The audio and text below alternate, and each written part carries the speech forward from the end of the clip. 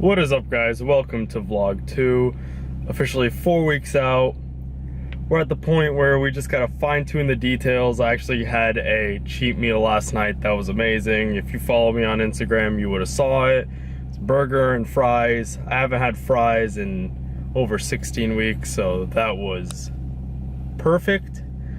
Other than that, today we're gonna be doing a push workout. It's gonna be different than the last push workout on the last vlog. This time it's going to be a more shoulder focused rather than chest focused. And then other than that, we're also going to be doing a sleep segment later on. Not sure when in the vlog that'll be, but that's going to be coming up. Right now I am just at the metro station waiting for my cousin. He was the guy who watched the bigger movie with me last time, waiting for him to come down. Drinking the Stim Max and Vasomax. I actually am really enjoying this pre-workout, even though it actually doesn't have citrulline, which is what most pump pre-workouts have and which I really like. The pumps from this are crazy, focus is insane. And one thing I've noticed over time, like as I've been using this for the past week, is afterwards it has a really nice, smooth calming effect. I think that's due to the anti-anxiety products in here. I can't remember the exact name. I think it's Silentium Torsum. Don't quote me on that, but I think that's the product. So yeah, we're about to go kill this push workout. I got his pre for him right there. And then this time we're gonna do it a bit differently. I think I'm gonna have like a short explanations before each movement and then the actual videos of the movement. Say what's up. What's up, guys? How's it going? Alright, yeah. So that's Dylan. We're about to kill this push workout. Like I said, shoulder focus, downing the pre, and then we'll catch you guys later. Alright guys, so first movement of the workout is going to be a military press. With this we're going for 5x6. One tip is make sure you're tucking your elbows in front of you. It'll help add more focus onto your front delts and also save your AC joint improvement of pain. Let's go.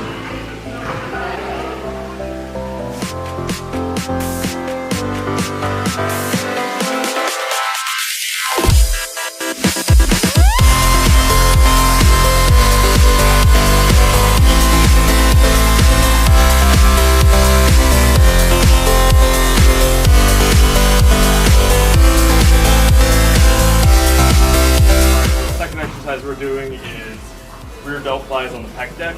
So 3 tips real quick is rather than gripping on these handles over here, actually grip here. It'll help with the recruitment of the rear delt and also take out your triceps from the movement. Second tip is rather than just focusing on moving back, try moving out and back. That'll activate the rear delts a bit more. And third one is Flex, or did you retract your scapula? Third one is before you start the movement, focus on retracting your scapulas first, so you're not actually like throwing it back in the beginning. Retract, then use your rear delts to bring it back.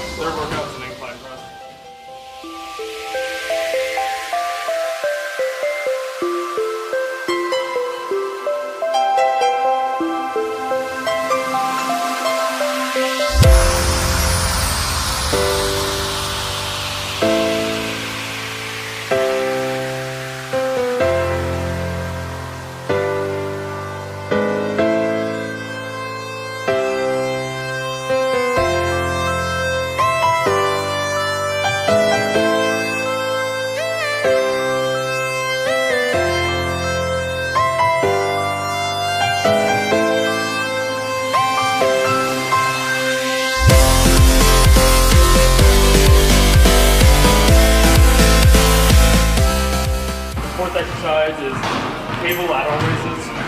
2 tips. Feed the cable between your legs. It helps keep it in a inline path with your shoulders. And second tip is rather than focusing on just coming up, focus on the same thing with the rear deltoids, out and up. It'll help activate your shoulders more and help inhibit your traps.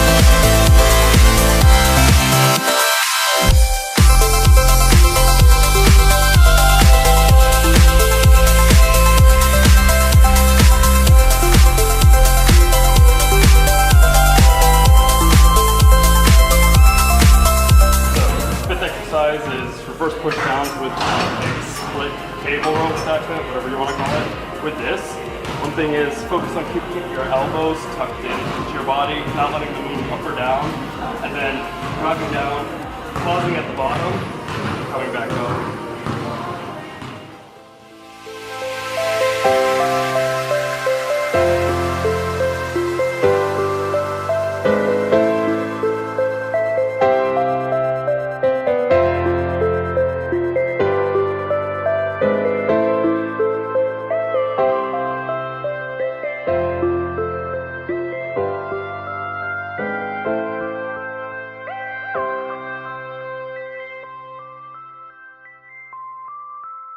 I hope you guys enjoyed the workout and then the short explanation and tidbits that I gave during it. Right now we're heading up to my Uncle Mustafa's apartment because he has a whiteboard and I haven't ordered mine yet. So we're gonna do the sleep optimization video for you guys. And then afterwards we're either gonna go watch a movie or go go-karting. Probably go-karting, haven't decided yet. But yeah, check in with you guys once we start the sleep optimization segment. Alright, what's up guys? So now we're actually going to go over the sleep segment. So this is going to be a quick run through of a few tips and tricks and also supplements of ways you can help optimize your sleep. So you're thinking, who cares? Sleep is for the weak. Why would I optimize my sleep? Because I will say it is probably the most important and anabolic supplement you can have. Sleep is where you recover, as everybody knows. If you went out and trained every day as hard as you can and didn't sleep, you would not grow, adapt, or anything. You would actually regress because of the fact that you aren't able to recover. Most of your recovery of the day or of the week is done while you sleep. Sleep is one of the most important things. Without sleep, people who are on low sleep, you have decreased immunity, decreased cognitive ability, decreased mood, so like you'll be groggy all the time, you'll have a short temper, you won't feel as relaxed, and your performance in the gym will lack, and also you just won't adapt, you won't feel good. Before we go into the tips, how much should you sleep? So generally people need between 7 to 9 hours, that's about the average, but some people do require more, like 9 to 10 hours. Some people can run on less, so you need to figure out what works for you, but the average is about 7 to 9 hours a night. And then one question that I did get is, does it matter when you sleep or just how long you sleep? Yes, it does matter when you sleep, because if you didn't know, your body is run on an internal clock called the circadian rhythm. And that is pretty much hardwired into everybody. Yes, you can adjust it a little bit, but for the main part, it's set to your environment. Between the times of 10 p.m. and 2 a.m., that's when you have a influx of specific hormones like melatonin, growth hormone, and all the others that help you with recovery. So yes, you can sleep at any time during the day, but try not to do that often. Try to stick to the same sleeping schedule every day, whether it's like 10 to 7, 11:30 to 6:30, whatever the schedule that fits. Try to stick with that schedule every week. Another question that I got is, can you sleep in small chunks throughout the day? It's called phasic sleeping. The main one is biphasic, which means 2 phases. So you're sleeping in 2 blocks throughout the day. Usually it's like 4.5-hour blocks, 3-hour blocks. Yes, that is okay for short term. Like, let's say you have a huge project to work on, whether it's for school or work, and you need to be working around the clock. Yes, it'll be fine for that time to go through a phasic sleeping cycle. So working, having a short nap, like 3 hours, 4 hours, and then waking up, working again, and doing that repeated through the day. That's fine, but in the long run, it will be detrimental, and you should go back to a normal sleeping schedule. One guy who did make it famous was Leonardo da Vinci. He actually went through a multiphasic sleeping. I can't remember exactly how much it was, but I think it was every 2 hours he slept 15 minutes, and he did that when he was working on like huge projects. So anyways, so for the tips, I have it broken up into 4 main parts. The ones that go around your sleep is stuff that you can do at night, so before you sleep or during your sleep, and then tips that'll help you with your sleep when you wake up in the morning. And then we'll also go into naps and supplements.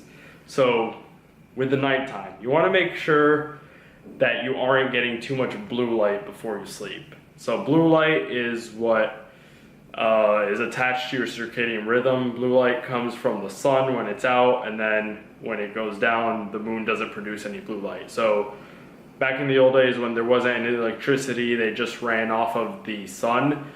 Their circadian rhythm was fine, because once the sun went down, all the blue light was down and they were pretty much in pitch dark other than moonlight. So what produces blue light? So that's the lights all around us, our phones, and pretty much all electronics and any like artificial lights nowadays.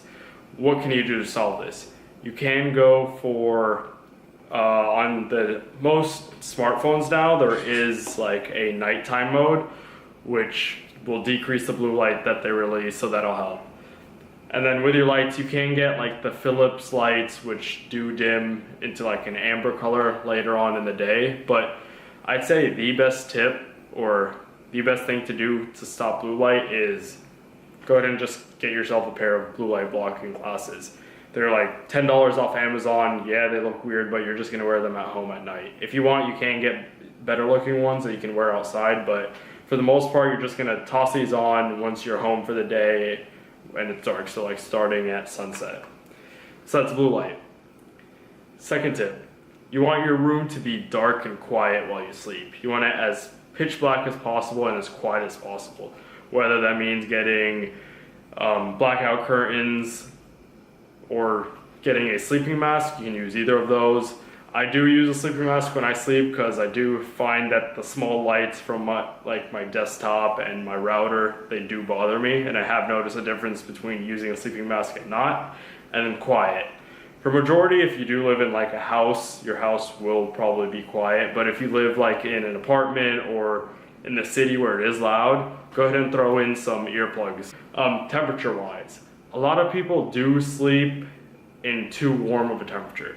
You want your room to be actually colder than usual at night, because if you look at the cycle of your body temperature, it does start dropping towards the end of the day, and you want to match that with your environment. So typically around 68 degrees is where you want your room while you're sleeping. And you want to be calm. Like, you can't go straight to a workout and then go straight to sleep. You're not relaxed. You have to get into a parasympathetic mindset, relax, rather than being in the fight or flight. You got to be relaxed before you go to sleep. And then as for caffeine and food, so caffeine, as you guys know, wakes you up. You want to try and limit that to 6 to 8 hours before you sleep. That should be your last intake of caffeine. So let's say you go to sleep at 10, around 4-ish is when you should stop taking any caffeine. Food, that's variable. So it depends. Some people are able to have a big meal and then go to sleep right away, and then they get a better sleep. Some people can't have a big meal before they sleep. They have to eat a few hours before or have a small meal. That's up to you. You need to find what works for you.